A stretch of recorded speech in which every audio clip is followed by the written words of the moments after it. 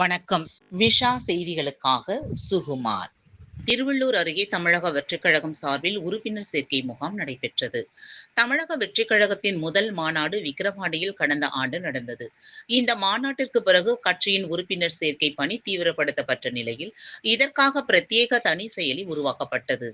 இந்த செயலி மூலம் உறுப்பினர்கள் சேர்க்கை முன்னெடுக்கப்பட்ட நிலையில், 1,00,00,000 உறுப்பினர்கள் என்ற இலக்குடன் பயணித்த தமிழக வெற்றிக் கழக கட்சியானது, தற்போது 1,50,00,000 உறுப்பினர்கள் என்ற புதிய இலக்கை அடைந்துள்ளது.